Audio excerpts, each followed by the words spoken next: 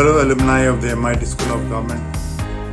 This communication from me is under the theme that maybe we can catalyze national transformation. It's a very big agenda. There is every possibility that together we can make a big difference to the people of India. I was an alumnus of the second batch and I was also course head for one of our batches. There is a website in which I put up my CV. It is called nixonfernando.in. So if you just go to the website, you will understand where I'm coming from, what I have been doing. So one thing I want you to take from this is that the person who is described there, who is speaking to you right now, who could have spent his life easily getting into the computer field and making enough of money and settling down, has believed that no, he has to use his talents for something else.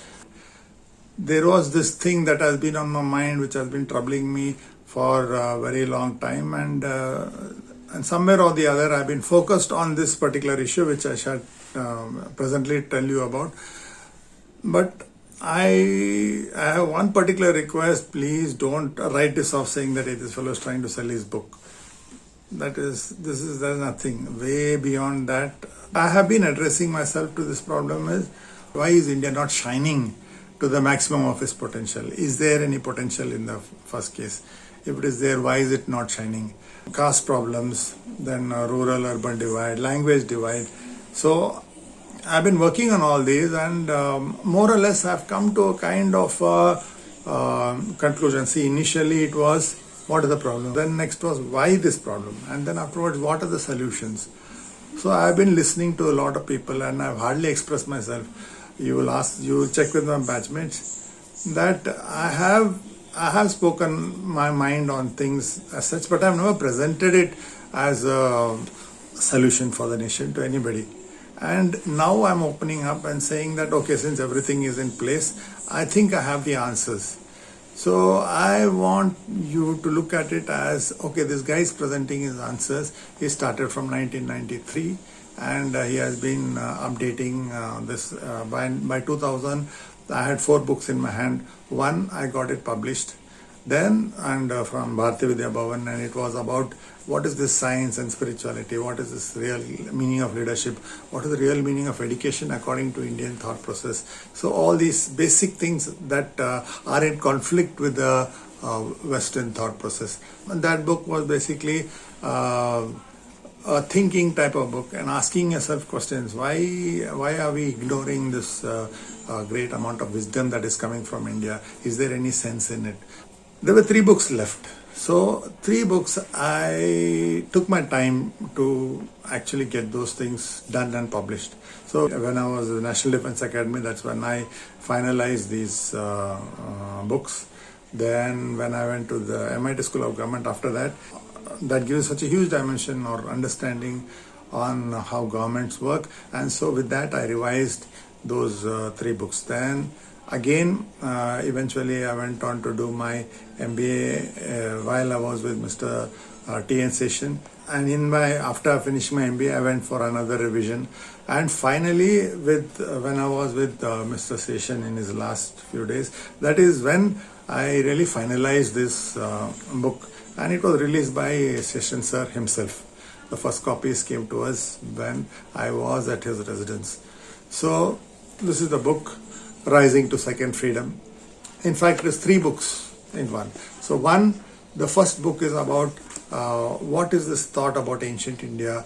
The idea of Tryst with Destiny was, a long time back, we made a promise that India will be free. This is the tryst which Nehru spoke about. But there is an earlier tryst. If you go back to the Rig Veda, they said this is how Indians will be really free. They'll be spiritually free, and then their communities will be free. So that is an earlier, much earlier tryst. So how to return to that tryst, where you talk about great freedom of the people, where it is about our spiritual strength, our spiritual depth, our equality as human beings. So that core concept of Hinduism. What is Hinduism? Caste really Is it something that you have to just throw off, or is it something that has something very beautiful inside? So all these things I have analyzed in the first part of the book, and it has a foreword by Mr. T.N. Seshan himself. So this is about the greatness of our ancient civilization. The second part is what you call as Panchayati Swaraj. Panchayati Swaraj is kind of action oriented. It is about translating all that knowledge and wisdom and ancient ideals, etc., into the present condition of the villages of India.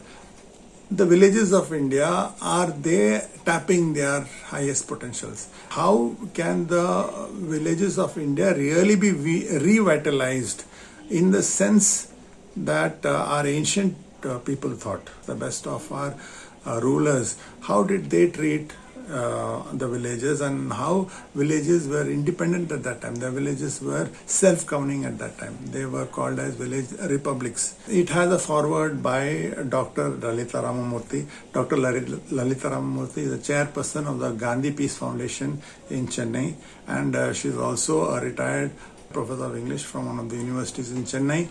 She has gone through this the second part of the book, and she has given her foreword to it.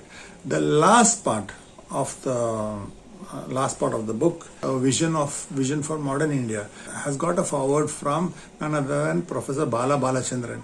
He founded Great Lakes Institute of Management in Chennai, and it has shown phenomenal growth. Professor Bala Balachandran, he has been a professor in the United States for well over 40 years.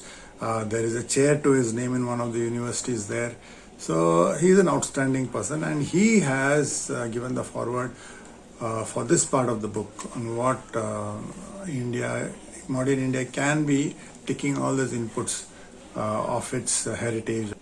After that, once this book was, this 3-in-1 book was published and presented to Mr. N. Vittal, the former Chief Vigilance Commissioner of India, he went through it and readily gave it a foreword.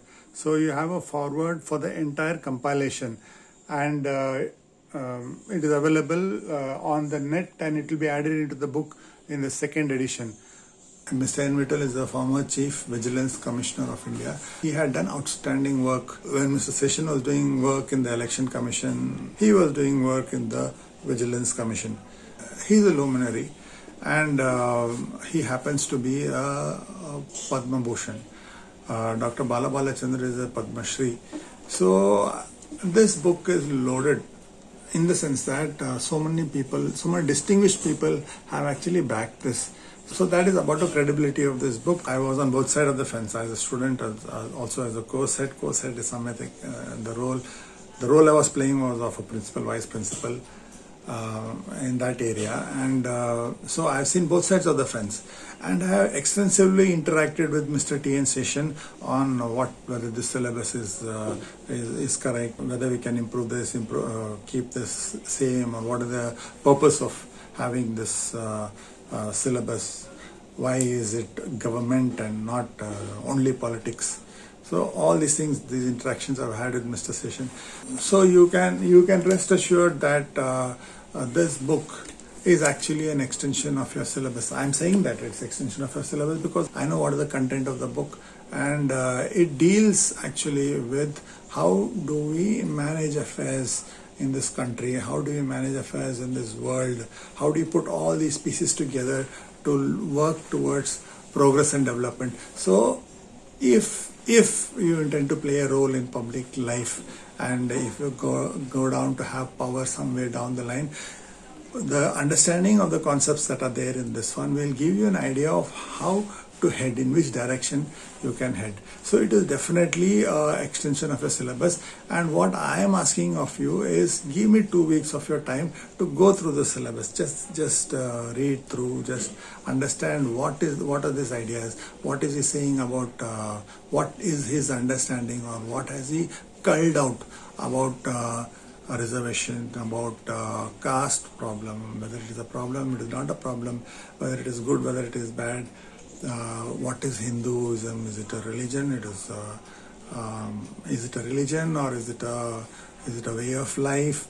and then can Christianity integrate into this, can Islam integrate into this. So all these concepts have been dealt with in that book, and I am 100% sure that you will be able to gain some understanding, knowledge of it.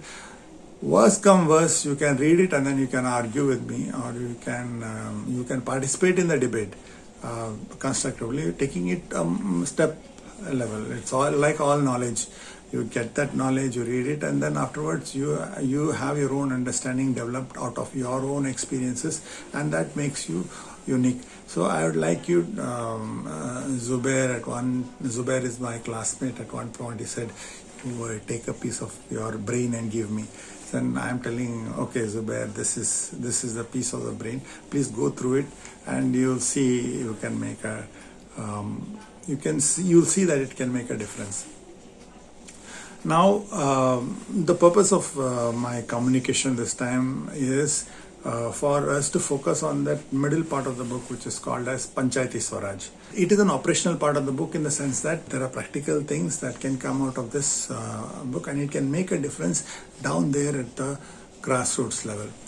So when you talk about Panchayati Swaraj, of course, immediately you say, great work has been done. See, Mehta Committee somewhere in Nehru's time.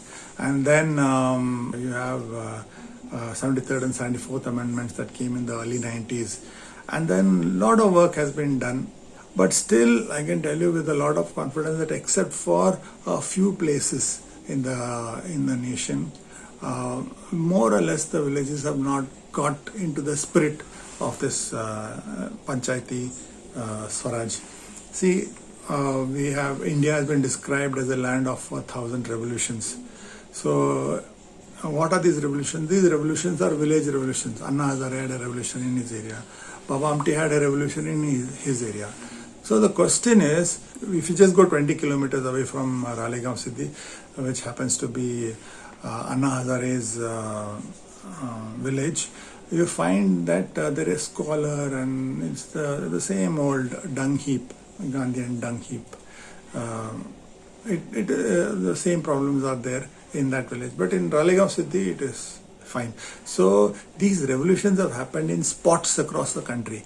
Now the question that we need to ask ourselves is, can this revolutions be actually spread across the nation using proper principles, using techniques, using whatever is available, using the internet as an opportunity? And the answer is yes, it is possible.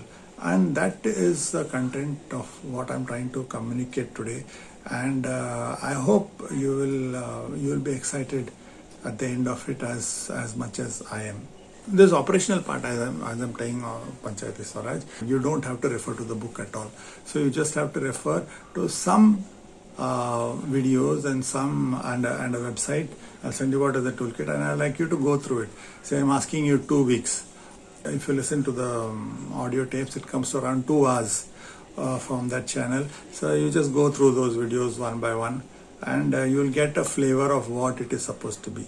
Then one of those videos will direct you to the website, and it'll tell you how to go through the website. So I would like you to go through that video, and then afterwards go to the website, and there you will see that there are a lot of opportunities for you to make a difference. See, when we joined the MIT School of Government, there are many reasons for joining, but of them we can point out to 3 important ones. First one is that you want to develop your knowledge, you want to develop your personality, skills, you want to develop your relationships, and you want to make contacts. So this is on a personal level. Then apart from that, you hope that someday or the other you will be a player in the power dynamics of India, and you will be wielding power as part of government, and for that you want to pick up strengths in this MIT School of Government. Then the third thing that usually people want to join this course for is to be the change. You know that you want to, you know that there is poverty, you know that there is squalor, you know that there is deprivation, you know that atrocities are being committed, and you want to make a change. So So these are basically the three main purposes why you joined the MIT School of Government. That's why I said you're a very unique group of people who spent 1 year trying to do this. Now, I can guarantee you that if you go through what I am presenting, all these three opportunities open up for you. On the sense, personality, yes, as I said, you will understand, you will get to know what is this solution. Like, say, I am excited saying that I've solved this problem here, have a look at this. So maybe it is a workable, maybe it is not workable, but at least you will know what is that. Second, will it help in pursuing power? Yes, it will help in pursuing power. And third, can you make a difference? Yes, it can make a huge difference. Maybe we can even transform India. That revolution is happening in Ralegaon Siddhi. We can spread it across the villages around the country with a lot of masala, with a lot of with the proper clinical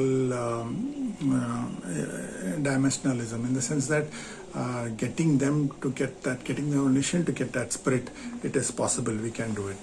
So there are direct requests from me. First of all, in each village under your influence, in the villages under your influence, you will definitely find some guys who are excited to want to make a difference to their village.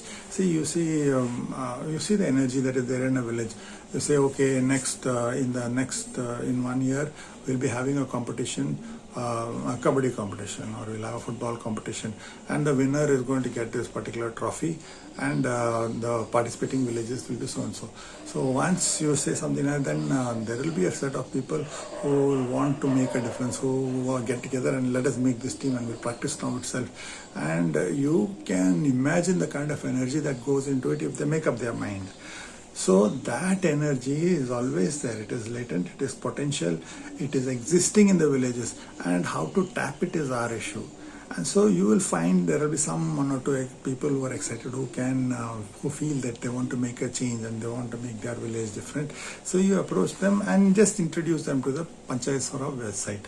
Just tell them what are the contents and ask them to go through it, and on their own time, let them go through it and start understanding, okay, that village achieved this village achieved this is better in their village than in our village. So they will there will be benchmarks for them. Now they will try to get into those benchmarks, and then the whole process starts. So I want you to, as far as possible, if under the villages in your domain, in your area of influence, you can just trigger off these points. We call it as saplings. So you trigger these saplings in individuals in each village and tell them, you just see somebody has put up, or one of our people from our college has put up this thing. You can go through this and you can ask yourself as to whether your village has achieved all this and whether your village is really free or no.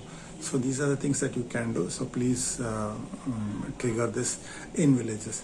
Second, of course, I would like my efforts to be sponsored, so that you can understand that to earn a living in another way and to do this is not easy.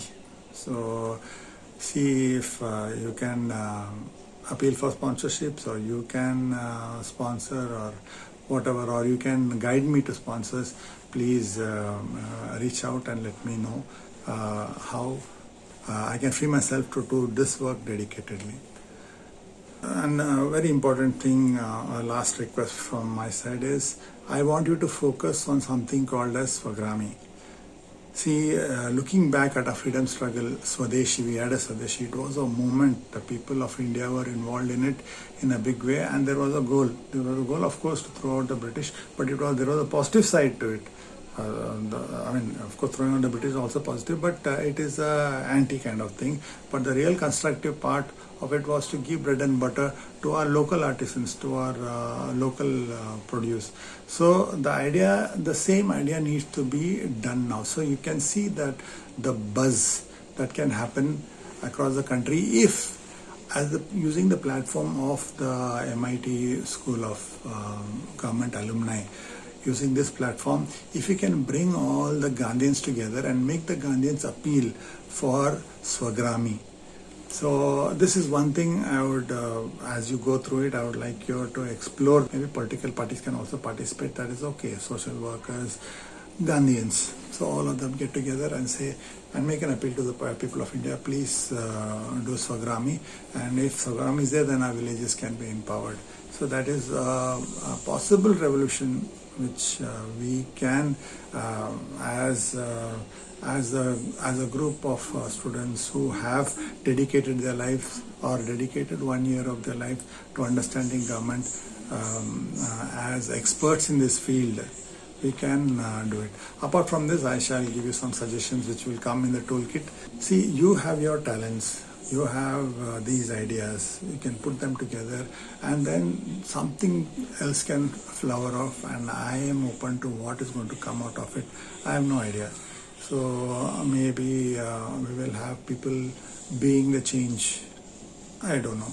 But these ideas are tested ideas from successful kingdoms, from spirituality, which is core strength of Indian civilization. So please give it that seriousness that it deserves. And I'm sure that we can together make a change. That buzz that has to be created by the MIT School of Government, saying that we are different, we are making a difference, that can happen using this as a base. If you are taken up with this idea, it is your syllabus, it is your subject, so you become the expert in it. You are the expert in it, so you can go and instruct social workers, you can instruct government workers, political workers, and explain to them what is this whole concept of freedom and what difference it can make.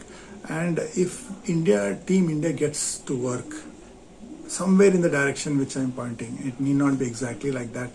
You do not know what creativity comes in, and people show better directions. Very good, it is very good. But we can, if this pandemic was not there, I would have gone around talking to people on these ideas, starting from the village level up to maybe United Nations, telling them what is this whole concept all about. So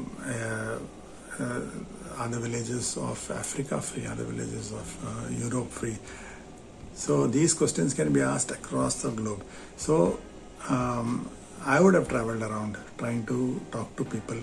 I just hope it offers opportunities for you to make a difference where you think it's important. Please look forward for my communication, where I'll give you the toolkit, go through them step by step, and maybe you will be as excited as I am about what India can do. Thank you very much for listening to what I had to communicate. Let's be the change. Thank you very much. Jai Hind.